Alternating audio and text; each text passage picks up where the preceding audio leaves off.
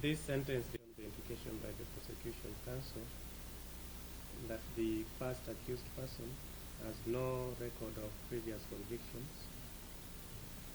The mitigation made by the first accused, the pre-sentence report filed in respect of the said first accused, and the value of what was stolen, and the sentence provided for the offense in respect of which the first accused has been convicted.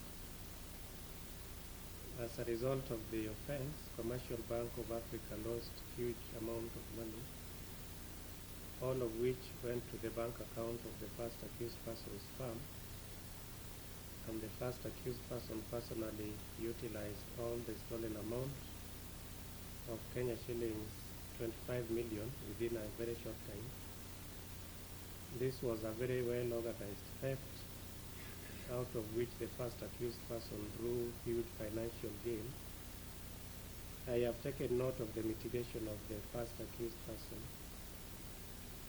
The pre-sentence report has not captured the complainant's views, though as there is indication that the complainant, when contacted, promised to communicate through its legal team but remained unresponsive. From the contents of the pre-sentence report, the convict is about slightly over 54 years old, with a family and adult progeny, and has an elderly mother. His risk of recidivism is assessed at low.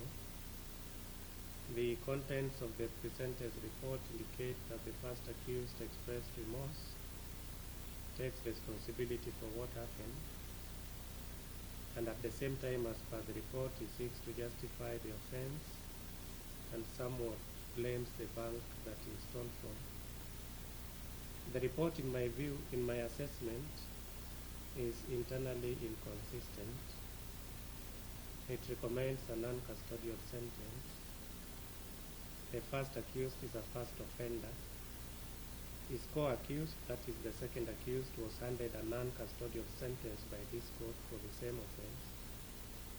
Ordinarily, offenders convicted of the same offense ought to face same punishment or sentence, unless there are circumstances which make differing sentences justifiable. In this case, one thief took the benefit of all the stolen 25 million, and the other thief who assisted him blindly remained wallowing in his problems. The circumstances of the two offenders are neither at par nor comparable, as reflected in the pre-sentence reports. From the pre-sentence report, the first accused person no longer practices as an advocate. The report indicates that he is in real estate business and is the main provider for the family. The court in sentencing ought to strike a balance informed by the material before it and take into consideration objectives of sentencing. Unlike the second accused person, a probation sentence for the first accused based on the foregoing considerations is not appropriate. A non-custodial sentence is, however, appropriate because the accused is a first offender and there is no minimum sentence for the offense in respect of which he has been convicted. The first accused also carries another burden emanating from civil judgment against him, going by what the first accused stated in his mitigation. Premised on all these considerations, I consider the following sentence reasonable. The first accused, namely Daniel Ndungu, is sentenced to a fine of Kenya shillings 2 million and in default 1 year imprisonment in line with the provisions of section 28 subsection 2 of the penal code. And if not satisfied with the conviction or sentence or both, you have the right to prefer an appeal within 14 days from today. And that is the end of the sentence. Thank you.